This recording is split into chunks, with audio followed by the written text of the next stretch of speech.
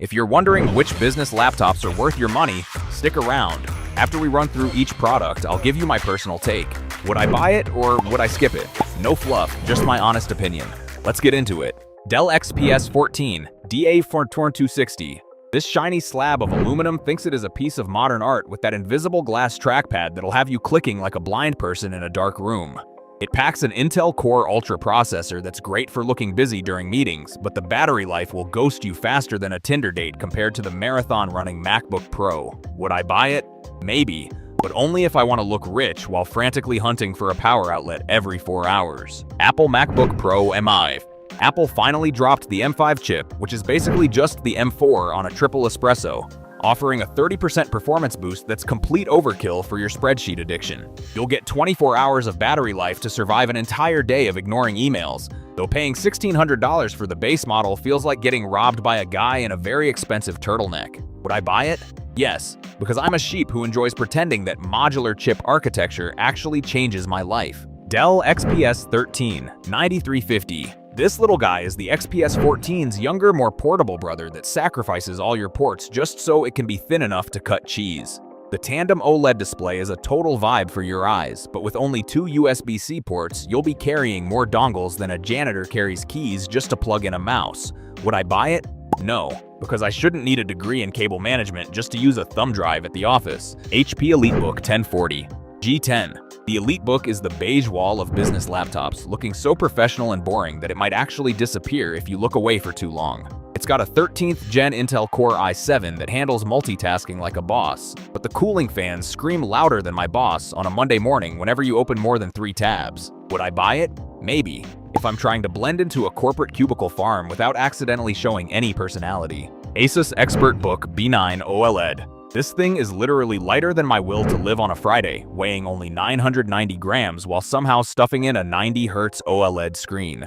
It's built like a tank despite being thin, but the integrated graphics are so weak they'd struggle to render a game of Minesweeper in 3D. Would I buy it?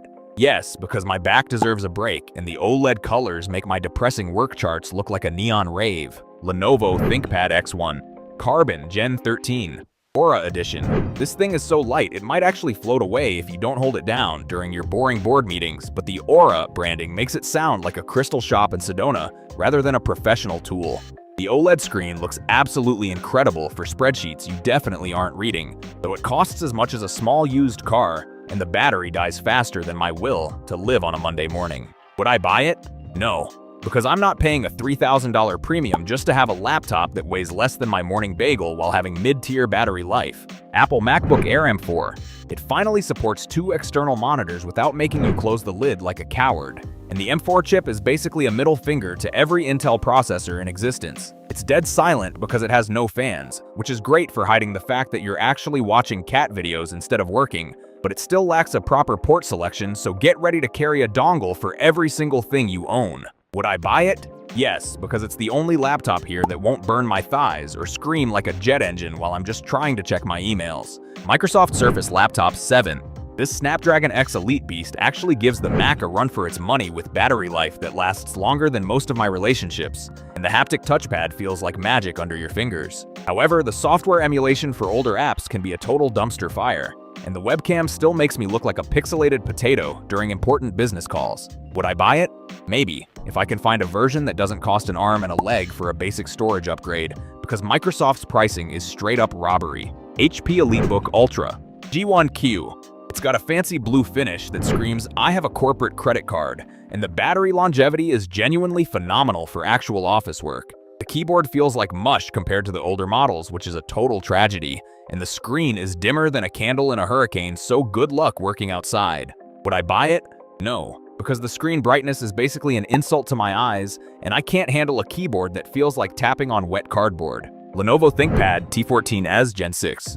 This is the sensible sibling that actually has ports and a keyboard you can type on without crying. Plus, the Snapdragon chip makes it stay cool while you're grinding out 60Hz spreadsheets. The RAM is soldered down tighter than a drum, so you're stuck with whatever you buy on day one, and the pricing fluctuates more than my crypto portfolio. Would I buy it? Yes, because it's a reliable workhorse that doesn't try to be Aura anything and just gets the damn job done for hours on end. Asus ZenBook A14. I practically lived on this thing for a week, and the 27-hour battery life is legit.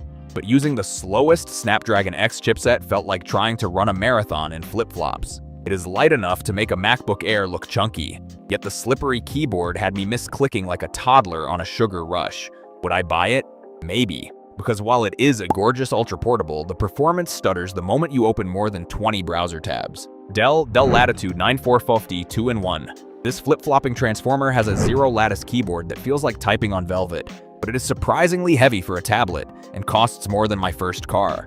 The haptic collaboration touchpad is cool until you realize the Intel Core Ultra 7 165U processor lags behind rivals when you actually try to do real work. Would I buy it? No. Since the soldered random access memory and lack of universal serial bus Type A ports make it a high-priced paperweight for anyone doing more than basic spreadsheets.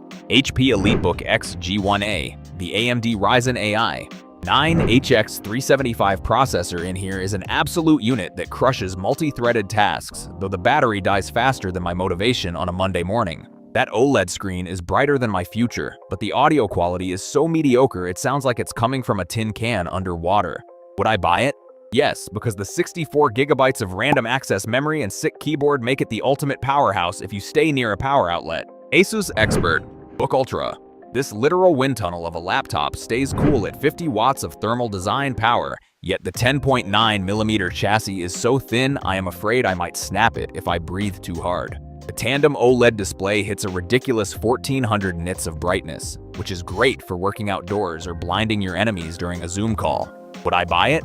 Yes. It is the most overkill business machine ever with an Intel Core Ultra X9 processor and a haptic touchpad that actually feels good. Dell Precision 5690.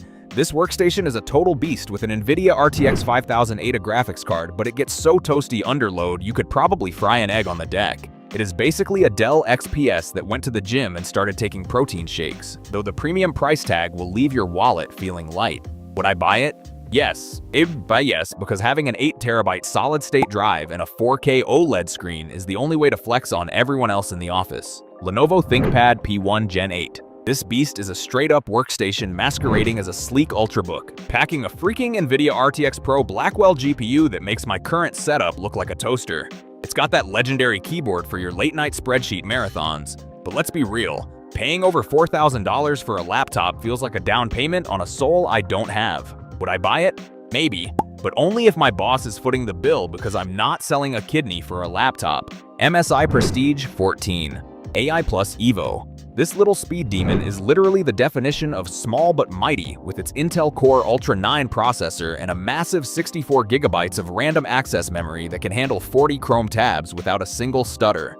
The aluminum chassis looks like $1 million, but the integrated Intel Arc graphics mean you'll be doing more professional work than high-end gaming, which is a total buzzkill. Would I buy it? Yes, it's a productivity powerhouse that actually fits in my bag without breaking my back. Acer Swift 14 AI. This thing has a battery life that lasts nearly 16 hours, which is longer than I've ever stayed awake in my entire life. The display is punchy and vibrant, but the design is about as exciting as watching paint dry, and that tiny touchpad makes me feel like I'm trying to navigate with a postage stamp. Would I buy it? No, because while the battery is legendary, I can't stand looking at something that has the personality of a plain cracker. LG Gram Pro 16.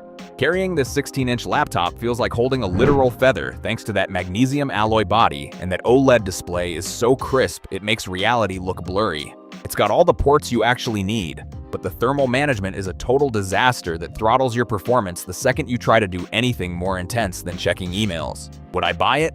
Maybe, if I'm traveling and need the screen real estate, but I'm bringing an ice pack to keep this thing from melting. Thanks for watching. I hope this video helped you pick the business laptops for you. If you have any questions, drop a comment below. Links to all of these products mentioned in this video will be in the description.